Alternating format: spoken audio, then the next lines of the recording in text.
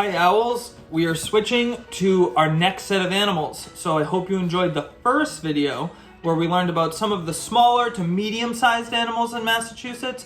Today we're going to learn about the bigger animals. So the smallest of the big ones that we're learning about is the fox. So the fox is kind of like the size of some dogs. So not like a little dog, not a huge dog, but basically the size of most domesticated pet dogs that you might see.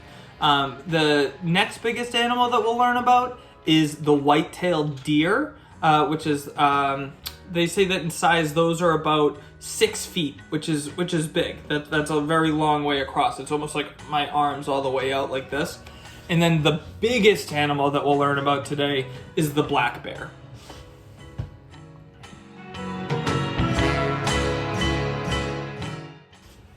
We're gonna start with the white-tailed deer.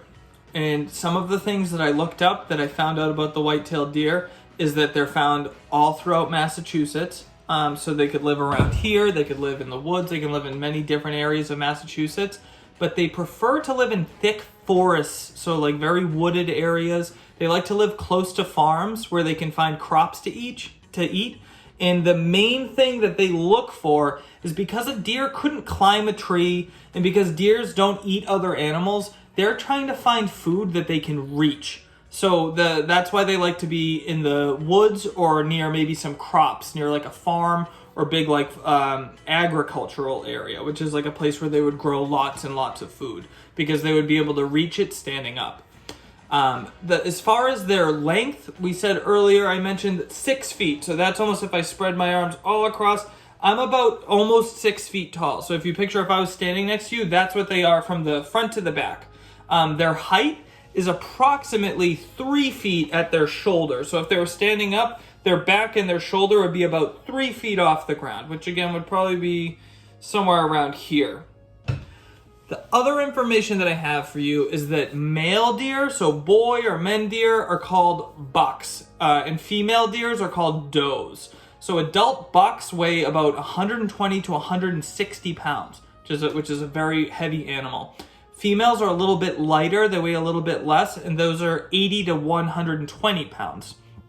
Bucks, so the male deer, have antlers that you'll notice if you've ever seen a picture of a deer or maybe even seen a deer walking around the woods. They have antlers that is actual bone that grows out of their head, and in the winter they shed the antlers so they can like grow them back again, they can like get rid of them.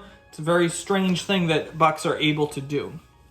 During the summer, the colors of a deer change a little bit. So the top of the coat is kind of like a reddish brown color, and it's short and thin and kind of wiry hairs. So kind of like scratchy hairs. But in the winter, the coats change, and it's so that they can prepare for the cold weather. Their coats become kind of grayish brown, and the hair is very long and it's thick. So it's not wiry little scraggly hairs. It's long and thick, and that helps them protect themselves from the cold weather. Their belly and their throat and the area around their eyes and inside their ears are all white. And that stays white year round. Also, we're learning about them. They're called the white-tailed deer. So you can guess their tails are always white also.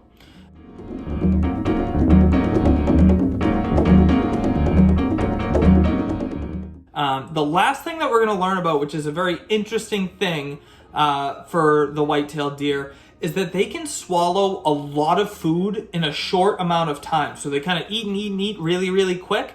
And then what they'll do is they'll go to a safe place where they know they're not going to be hunted by any predators, and they'll throw up their food, like regurgitate their food, and then they can chew it more and digest it a little bit better. But at first they'll eat a bunch of food and then go to a safe place and then try to enjoy their food and where they can relax and they're not worried about being attacked. Because they can live this way, they usually will live around 10 years in the wild. So if a deer is just living out in the woods, about 10 years. They say that female deers, the doe, can live a little bit longer than the male deers, the bucks.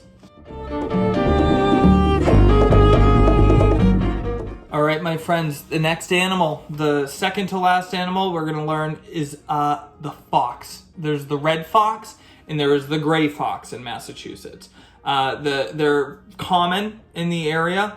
They're also a species that do not exist on Martha's Vineyard or in Nantucket. They've not gone out to the islands. So if you're on one of the Massachusetts islands, you would probably not see a fox. It's very, very uncommon.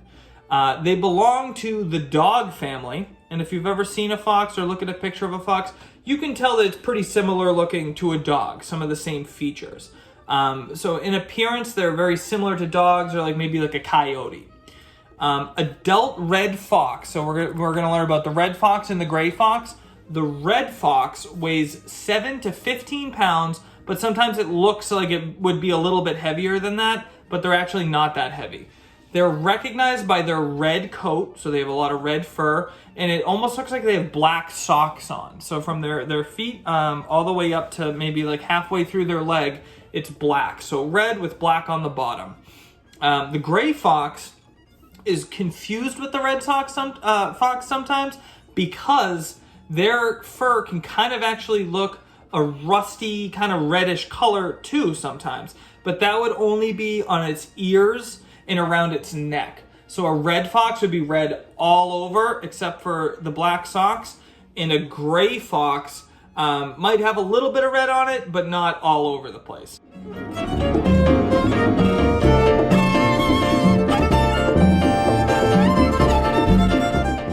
Gray fox are also one of the only species of fox that can climb trees. So they have really long claws that are hooked like this on the end. So they're hooked almost like if you did this with your fingers, and because of that, they can climb up a tree. Sometimes they will do that to maybe escape a predator. So that helps a gray fox out big time. The next thing I want to teach you about the fox, and this is for the gray fox and the red fox, all of the facts we're going to learn about now are the same for both animal, are that fox live in dens underground.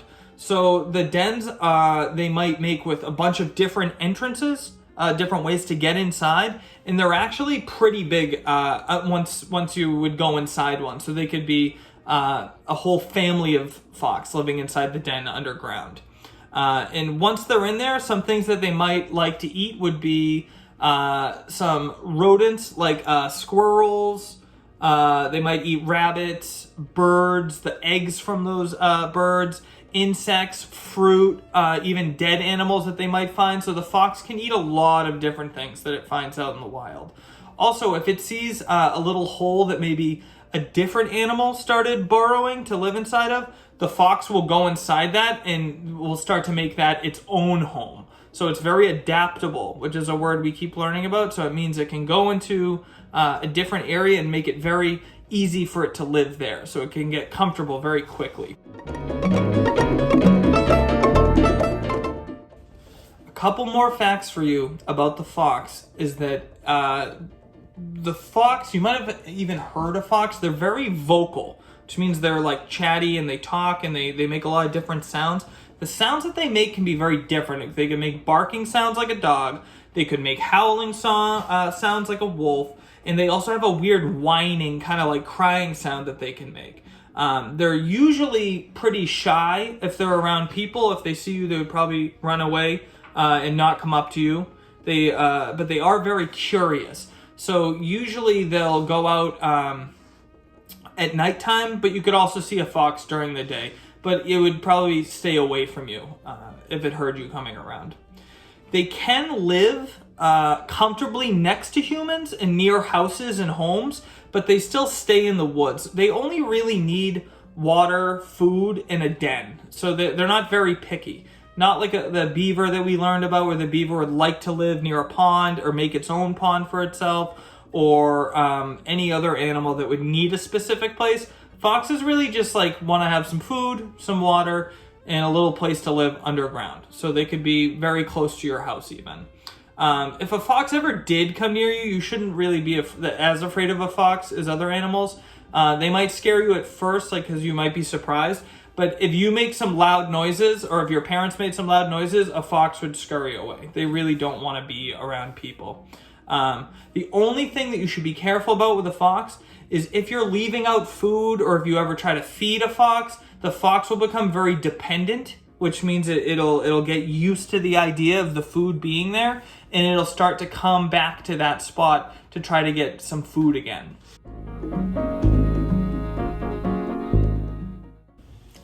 All right, friends, the final animal we're going to learn about today is the black bear. Black bear is by far the biggest of the large animals.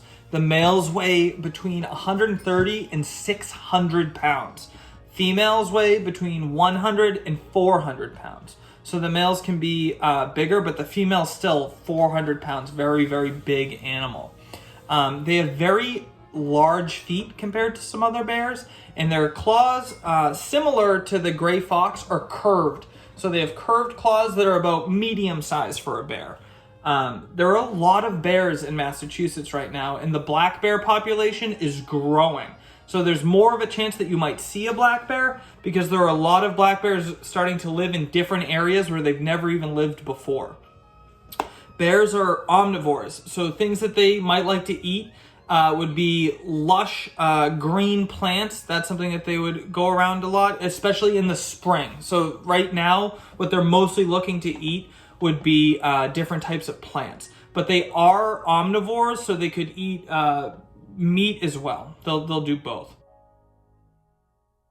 Some things that we know about black bears, about how they act and how they behave, is because they have very good eyesight and they have very good hearing and they have a very good sense of smell, they can locate food very easily. So they can smell it, they could see it, they could hear an animal, so they're very good hunters. A black bear is an excellent hunter.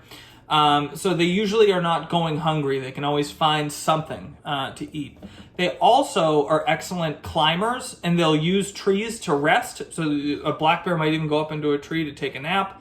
They could escape threats. So if there's another large animal that they're threatened by, that like a predator, they could go up a tree. And they could also protect their cubs by going up a tree with the cubs. So yes, they have excellent eyesight, hearing, and they're very good at using their smell and their noses to detect food and danger, things like that. Normal noise in the woods, so if you were like walking on a trail or something like that, because they have such good hearing, they would probably hear you and want to avoid you. So they don't naturally want to attack people or anything like that. So if you were to see a bear, it might not right away know that you were a human. It might have just heard you first and then you see it.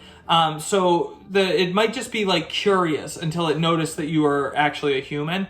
So things that you would want to do around a black bear, if you were to see one in the woods, would be, they say, making your presence known. So make sure it sees you. You could be clapping, talking, making loud sounds while you get away from the bear. So that's something that you would probably be with your parents or an adult with if that was going on. They usually don't want to bother you, but if they did seem like they were becoming too interested, you could start to back up, but also be very loud so that they know you're there. You would never want to interrupt a black bear, especially if it was didn't know that you were approaching, or if you saw that it was near some cubs. The same thing would go if you were ever camping, or maybe you saw a black bear in the backyard or somewhere like that. If you had a dog, you would want to keep your dog on a leash. You wouldn't want to let your dog go near a black bear because they are very dangerous. And there are more black bears starting to live in different parts of Massachusetts where they didn't normally live. Okay, owls, that is all of the information that I looked up for you about these different animals. I was able to learn a lot about some of the animals that live in Massachusetts, and I gave you a lot of information. So thank you for being good listeners, and I hope that you can enjoy some of the coloring pages that I attached and some of the drawings that I did for you of the different animals. If you have any questions about what you learned, or you have a question about something I did not cover in the lessons, please have mom or dad or whoever's taking care of you email the Heath Extended Day email, and I will be able to answer your questions in the next video that we do. I hope you're staying safe and busy, and I'll talk to you soon. Bye.